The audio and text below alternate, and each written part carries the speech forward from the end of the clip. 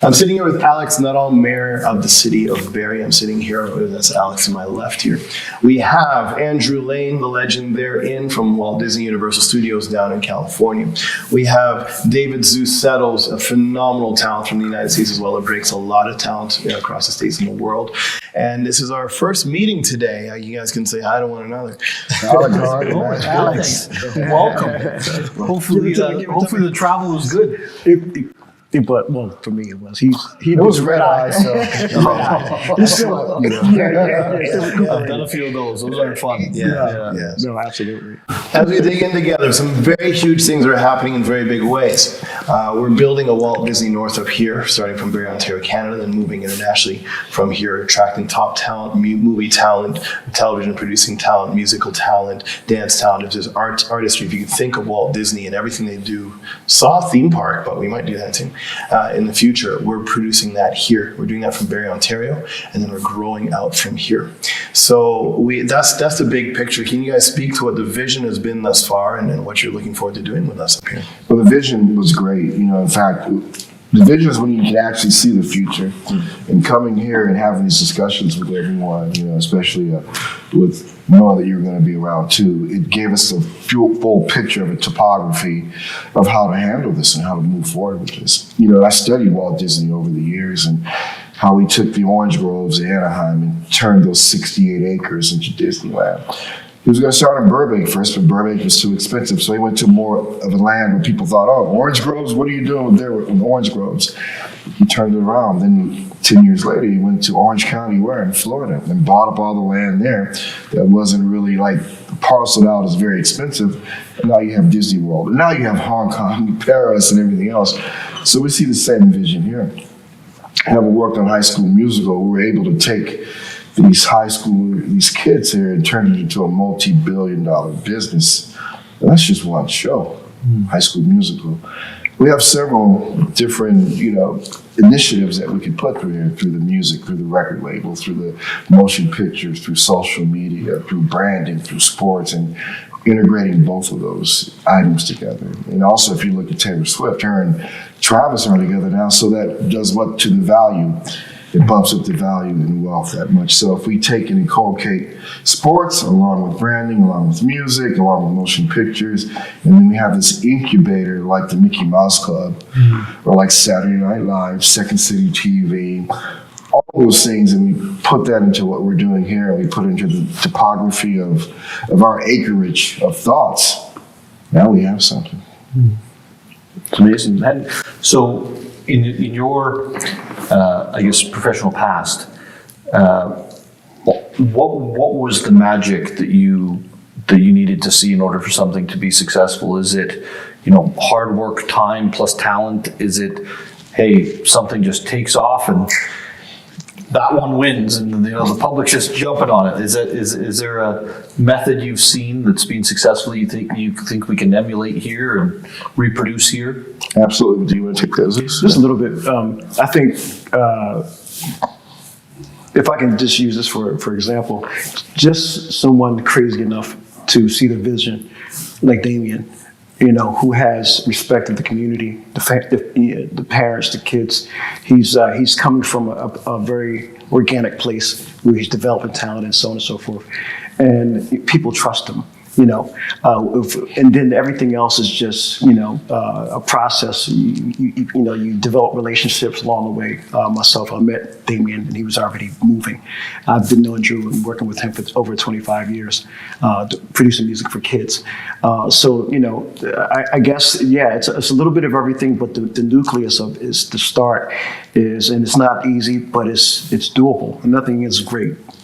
Was great. That is great, or was great, was easy, but it took, the kahunas to really say, okay, you know what, I can see this, as Drew eloquently put it. Disney, he had a vision. It takes a bit of crazy, good crazy, But without vision, man will perish. So this is what it's all about. And then to take and emanate and It's push. actually my favorite verse, but yes, keep going. I'm sorry. Without vision, people perish. Without vision, will people will perish. Yeah, Right. yeah. And that's the good madness of it, and, Yeah. and it's exciting. It's exciting to see kids light up. And okay, Drew, you could take it from here, but it starts with Damian. It starts with Damian with that vision, and then here we come. And all we're going to do is reach out and bring bigger opportunities. With the Exactly. Right. And that's like you alluded to, Mayor. That's the ingredients, like Zeus was amplifying. So that's the Walt Disney right there. You're like the Roy Disney. We are like the Imagineers that put the paper to the pen, put the rubber to the road when it comes down to it. So there's really a succession of how that does happen. You have the vision, the visionaries, you have the focus, and you always have that kid inside of you that always wants to create.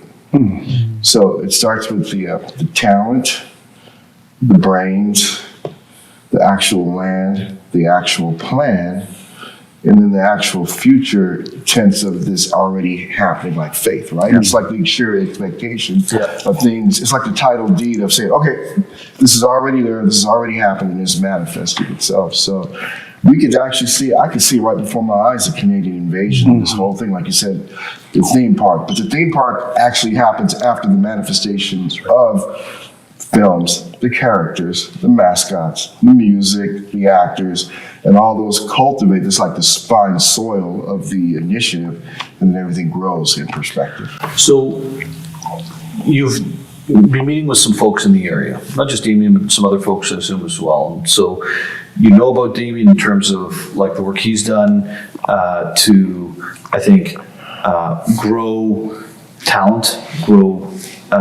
expand our cultural fabric here.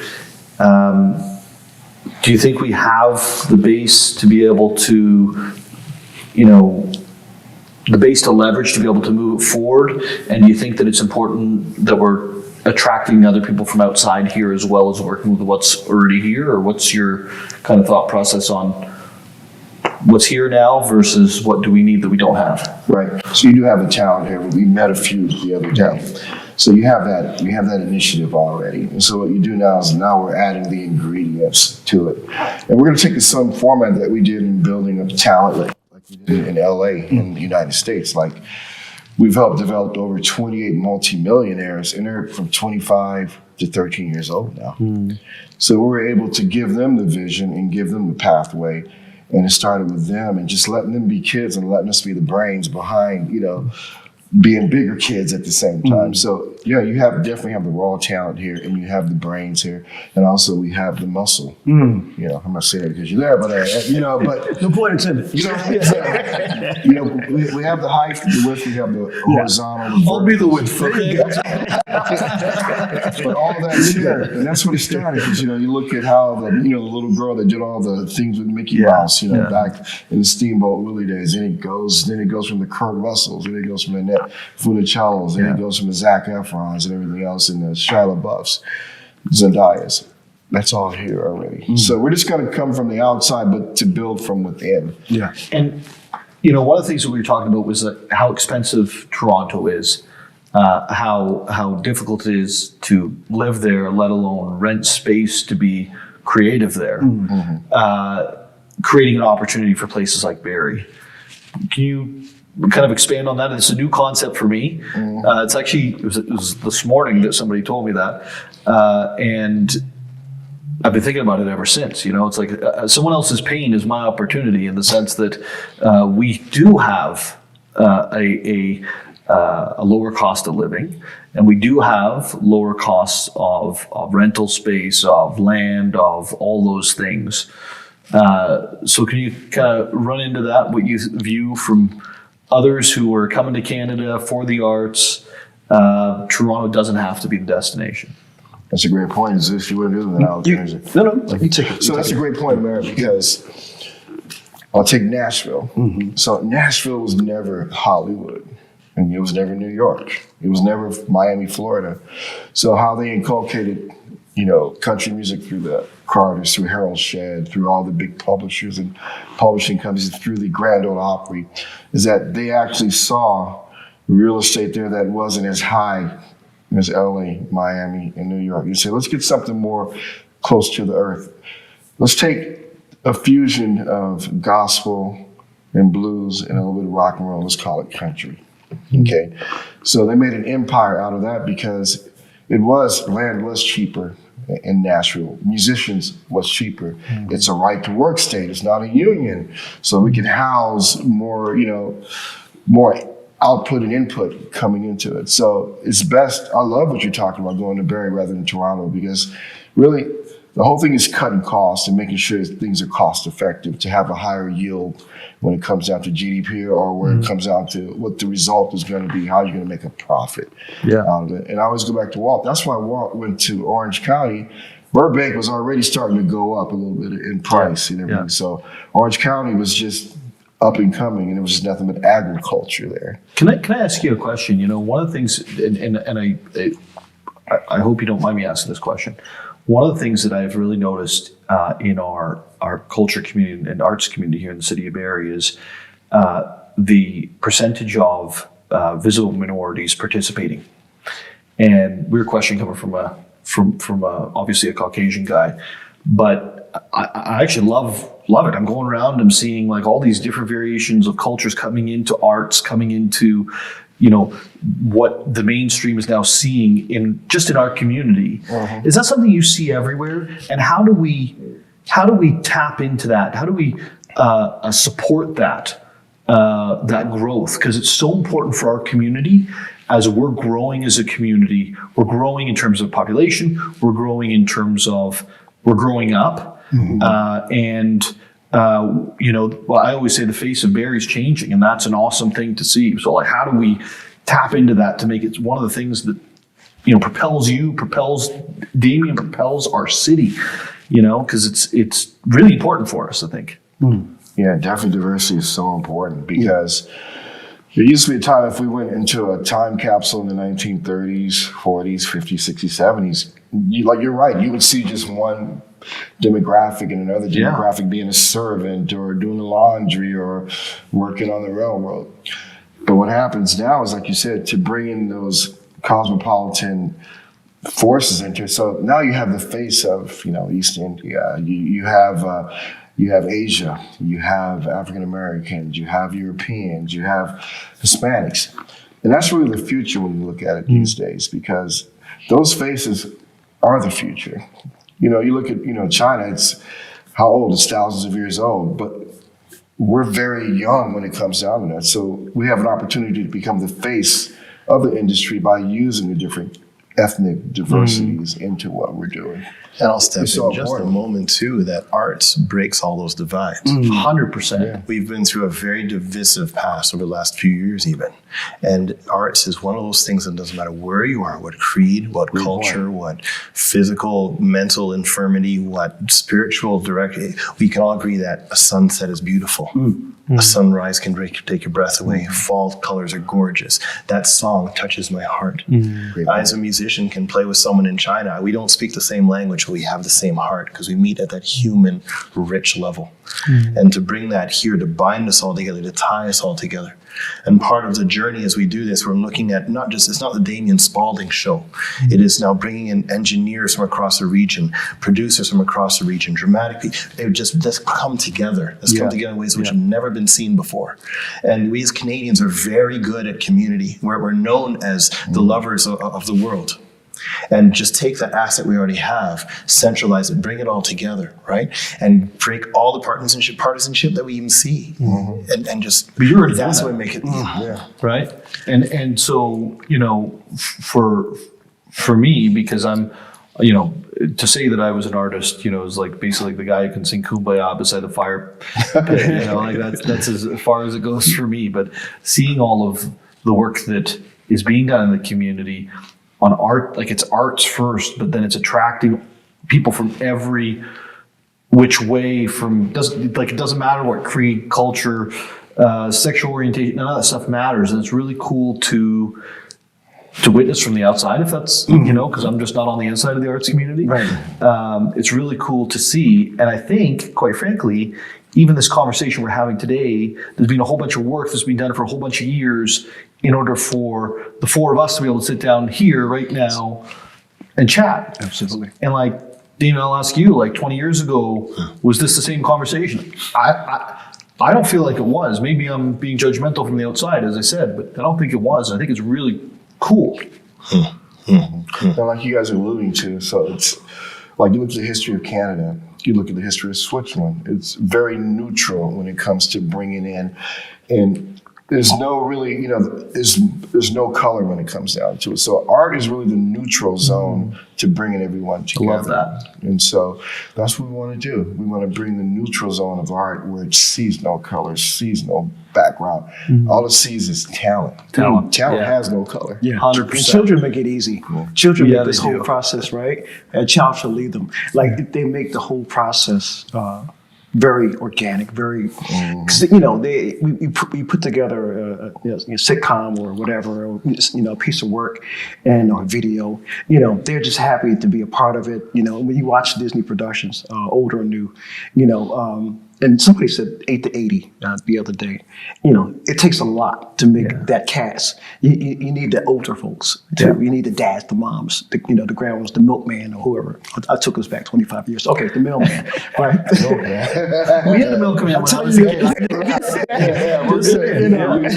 Okay, but they make it easy and it's real. It's a very real rainbow, and the energy that they project, and it makes our jobs easy, because we don't have to define that at all. It's natural. How cool is it working with kids versus adults? Oh man, forget it. I'm so jealous, guys. It's not even funny. Can I start?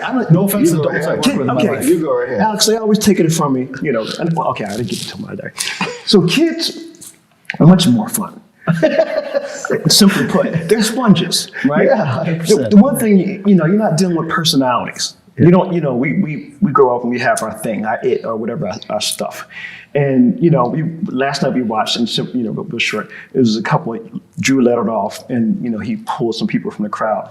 And it was this one young lady, she must have been 11. Anna. And, she's, so her energy exuded just her presence, right? That's awesome. And the dad was trying to get her to say something, and she's looking at him like, well, I don't know. I'm like, the comfortability. So when I stood up, I said, hey, what? And I asked her, and she stood up, and she came forth like she's a seasoned vet. And I said, you're going to be a quiet storm, because you've done this long enough, you can kind of pick them, And the ones the silent ones are the ones you got to watch. And her energy, her excitement, and her surety, she stood flat-footed, and she said her name. She said this, and she got. I'm like, I love you. It's much more easier because they're sponges. We're pouring out, our experience, our talents, our tutelage to help them, but they're eating it up. And what God didn't give them, already, and we're just nurturing that. So it's much easier, much more fun. It's much more natural for me to, us to work with a young person in the studio or in the arts than it is somebody who's, older, seasoned, and they have their thing, their niche, or their vibe, the kids are just like lapping it up like popsicles. That's awesome. Yeah. And to springboard off of Zeus, and so working with Disney have afforded us to work with a lot of clients, from, 2 to 13, 14 years old. Those are the innocent periods of time. And it's interesting, Mara, that, a lot of clients that I have, they can speak 4 or 5 languages. They're smarter than me. You too. know? Yeah. And you look at it because if you look at it, the way scientifically the brain is, the way it normalizes itself and truncates itself, between those ages, it's like a tape recorder. And you could expunge 4 or 5 languages without a hitch at all. And that's the time not only to show them the arts, but also respect. Also how to treat other people. Compassion. That's like empathy, right? Empathy. And all those things. And that's the time period where you can really help them to change, and govern the topography of economics, attitudes, and everything. So we do a lot more than just teach them art. We teach them how to be decent human beings. And that's going to be what we're going to also accomplish out of this, to bring about a pedigree of young people that respect others, builds relationships, as well as stimulate the economy. Because we look at Walt Disney World, Huge. Kissimmee County, Orange County, that area, Kissimmee area, but that's the main income of Florida. So if we can help stimulate the economy, which I know we will, now we bring about something different. We bring hope to the community. And people will love that. And that's based upon the eyes and ears of a child and the brain of someone who cares. There is an untouched, I think, I guess an unknown at this point, but certainly untouched opportunity that's sitting with arts here in this region, because we've got some schools that do some great things. We've got some young people who are naturally talented, and many who work at it, and hopefully both. And we just haven't pushed it out to the world in the way that it could be. I remember in high school I was taking musical theater, and one of the things that kind of stunned me all the time was I thought that I was pretty good at singing, and I thought I was pretty good at all this stuff. And then I look around and I'm like, wow, these people are actually really, really good at this. And that was just my friends at school.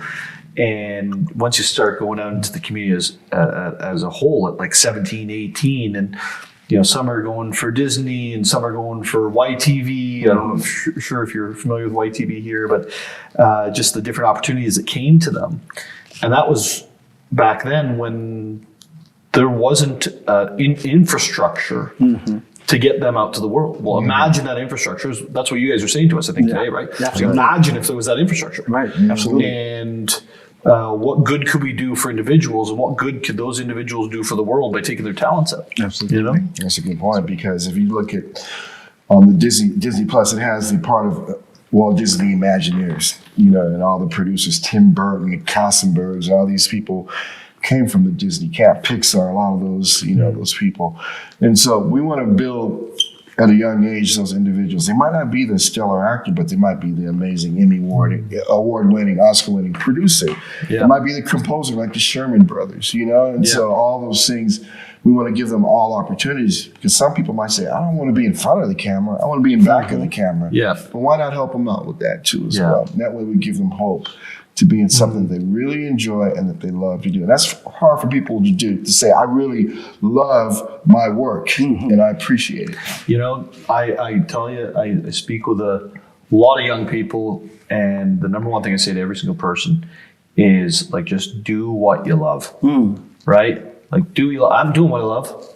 I gave up a lot more money to do what I'm doing right now because I love doing it, and I'm going to do it as long as they let me do it. And it's funny, like if a young person follows their heart, they're going to end up making money. Like, money's the secondary. Yeah, it is. Yeah, if you do what you love, you're going to do it well, and people are going to respect it, and they're going to pay you for it. That's right. Right. And it doesn't matter. You can take that to any industry, any sector. It doesn't have to be arts. Doesn't have to be politics. You take that anywhere. That's the thing, marketing people, the young people coming up through understanding what's working and what's not, going into marketing inside of the arts. Like, it's incredibly important, especially in markets like this, right? Where it's trying to blossom. Yes. We need some beautiful marketing minds that understand the product. Oh, man. Right? Like, it's untapped territory out there, too. 100%. When you look at the faces, it's like you don't know. And that's one of the things we bring out, or want to bring out in this master class, is that you might sing, you might think you might want to be a Jennifer Lopez or whoever, but you may be, the director behind that. You may evolve to be something else. You're young, you're still growing, and your passion will still be there, but your direction may change of what your ultimate goal will be for your life. But this is the training grounds. This is where we make it available for you. So I'm a big fan of rap. Okay, I don't usually talk about rap, but you look at like some of the big acts, right? And yes, they made it in rap, but that's not where they made their money. You look at like Jay-Z, Puff Daddy, Dr. Dre. Yep. Ice Cube. You name them. Like, Dre is headphones. Yeah. Because you know what you love to do? You love to sit there and mix and make sure it was right. Yep. Like, there's so many spin-offs. If you have a passion, there's 100 different spin-offs and ways that you can earn money and do what you love. That's a great point because I have a client named Gavin Magnus, 16 years old, makes $2 million a year. 16. We just did a deal with Rick Ross, Okay. not in music, Okay. to your point, but in an energy drink. Really? So Rick Ross has several satellite companies, and you're exactly right. So not only inculcating them to do music, but go beyond the notes, go beyond the script, go beyond the camera, go beyond the things that are written, and write your own course ahead of you. Because Dr. Dre makes so much more money, more than a sync license or a royalty rate or a publishing check. Jay-Z makes more than a publishing check. Right. A sync license. 50 Now, yeah, 50 Cent. All day. 50 Cent, yeah. Producer, Vitamin Water. Yeah. So that's what we were talking about yesterday, telling you, like, go beyond that. Music, well, I'll tell you this, music will only get you so far. Acting will only get you so far. Your brain can take you farther. Ryan Reynolds, Ryan Reynolds. right? Yeah. Jeez. Like what he did with, and now I'm going to forget the name, with Wrexham Oh, yeah. Football Club. Yeah. You know, like, who saw that coming? You know? We brought out The Rock. We were looking at the Jungle Yeah. Cruise, and Yeah. he's an executive producer. Ben Affleck, executive Yes. producer. Yeah. So they went beyond what was written, and they went with the universe and the stars. Because the universe is so much more vast than just going with the stars. I remember watching The Rock on WWF at that point. That's true. Yeah, that's true. It's like, Yeah, absolutely. like where that guy went from wrestling to, I guess wrestling entertainment to arts entertainment. And look at Shaq. Yeah. You know what Shaq invested in? Ring. The ring came out. Oh, wow. In its infancy, he invested in that, and look at where Yeah. to. Now it's a household favorite. Tell them about Troy Carter, what he did. Oh man, I was thinking about Hammer, but yeah, he's another one. Yeah, Tech, Troy Carter. I had the pleasure growing up with him in early stages. If you're familiar with Troy Carter started out as a rapper for Will Smith. Okay. They couldn't give away a song. They couldn't make any money, but he stuck with it. And then the next thing you know, he got into the business. He was interning. He wanted to learn all he can learn. He worked for Puffy. He worked for this person, that label as a marketing guy. Back to your point, Alex. Marketing guy. He took on the marketing aspect of it and took all he can learn. And then one day he fast forward. He met with Vincent Herbert, who was the vice president of. Interscope Records. Streamline Interscope, yeah. Yeah, Interscope Records produced Gaga. Gaga was already doing stuff, right? She was family was rich, blah, blah, blah, but just couldn't make that cut. These guys sat around the table, came up with the idea of, the look, the boots, the meat, and whatever else she did, something wild and crazy, and boom, biggest artist on the planet at that time.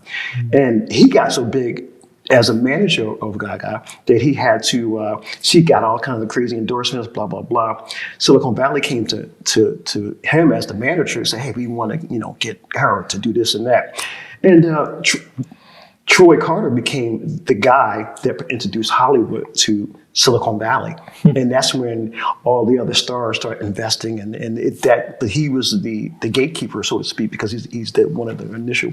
So he transformed from being an artist that couldn't give away a record to being he started Spotify. He invested in all Uber, Lyft, you name it.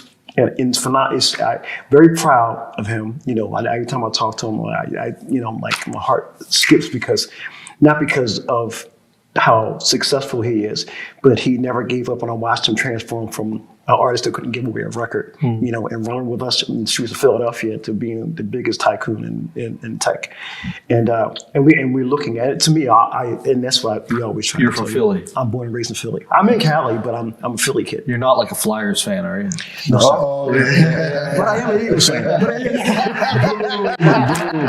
Let's hear it for the Eagles fan. Our deputy mayor in the city of Barrie is a massive Philadelphia Flyers fan. Is he? Yeah, and Okay. so he took me to a hockey game, and it was the Leafs versus the Flyers. Oh, And it was last year, and I think it was ended up being 6-1 or 6-2 or something. It was a bad day for the Flyers, but it was a good day for Leafs, and I love the Leafs. So there you go. Oh man, yeah. But you brought a good point up, because if you teach kids, especially not the music business, but Yeah. the business of music. You put business in front of everything. Now it diversifies everything. You know, we grew up with the Williams sisters in Los Angeles, in the Compton, Linwood area. They own so many companies. They own part of the Miami Dolphins. They own all these, you know, these tennis commodities and everything else. So what we want to do through the Canadian Invasion is take them to the school of life, the school of art, the school of longevity, and tell them it's just a lot more than just notes. Yeah. And because you could own part of whether it's the Maple Leaves or the Raptors, all those things are available because they want, like Magic Johnson. We work with Magic Johnson, the Guggenheim Group, and so many of the others through the affiliation, through the buses, through the Lakers, through my friend Lavelle. Magic owns so much now. And take Jordan. He became the first. Oh, he's worth $3 billion now. Now let me ask you this: did he do that by staying on the court after he retired? He did it after. So it's like a marriage. It's living happily afterwards. We're going through the honeymoon period when it's something you enjoy, but you got to live after. So you got to chart out that GPS and that compass afterwards. And that's what we're going to do with the Canadian Invasion, the after effects, the seismic activity that happens after. That's awesome. Well, thank you for including me and inviting me out. Yeah, glad This is to. very cool. Like, I'm understanding a lot more. Thank you. And Thank you so much. you know, let us know where this is going. Want to be part of it. Want to be at the table. And I know that we have a community that's ready. Well, pleasure meeting you, and you know your humility really, you know, speaks out. Absolutely. You know, that's something that more people should to take the example of too. Absolutely. I appreciate that. Thank you. Yeah. Thank you for. You know, what do you say when somebody says you're humble? Because if you say, yes, I am, you're not humble. And if you say, no, you're not. Next time we meet, we gotta discuss that whole subject. Okay? That's on top of it. Absolutely. Somebody asked me, one of the kids asked me yesterday, how do you stay humble? Yeah. Like, how do once I reach where I need to go, how do I stay humble? Yeah. And I told him, you know, there's a blueprint to that, but it starts with keeping people that love you right now close to you. Your best friend who's going to be able to tell you the truth about yourself. Hey, and you can be able to take it and you give it. You know, your mom and dad, there's going to be your momagers or whatever, or maybe not. But they're going to, people that love you and see you for who you are right now, and then who you can become and support that person. That's how you stay humble. 100%. Right? And little kids will tell you the truth all the time. They'll be brutal honest, and you'll be like, you're right, because their eyes are definitely skewed towards, they can see beyond. 100%. Absolutely. You know what? For me, one thing that I do. So I grew up in government housing here, a place called Mill Creek, and it was a strange place when I grew up there. You know, there's like a triangle of townhouses, and I lived on one section, and I had some buddies who lived at the end, and their uncle was a guy named Gary Goodrich. Gary Goodrich held the UFC championship for a while. He also had the fastest TKO in the history of UFC. I think he still might. Oh, wow. Awesome people. And then you have literally had some neo-Nazis on the other side. And it was just like this crazy place. So when I'm feeling like, oh man, I can't figure out where the compass is headed, I go back to Mill Creek and I drive through and I get out and I walk around and probably no one knows me there at this point, but it's just like grassroots, connect, go back to home. Yes. Right? Start from the beginning. Yes. That's it. Move forward, Yes. Absolutely. I can relate. I can relate. Thank you for your time. You know, thank you, you got to guys. see you around, but Absolutely. I can wait. We really appreciate it. Thank you. Appreciate it. Thank you so much. All right. Thank you. All right. All right. We'll see you with the Canadian Invasion. Thank you so much.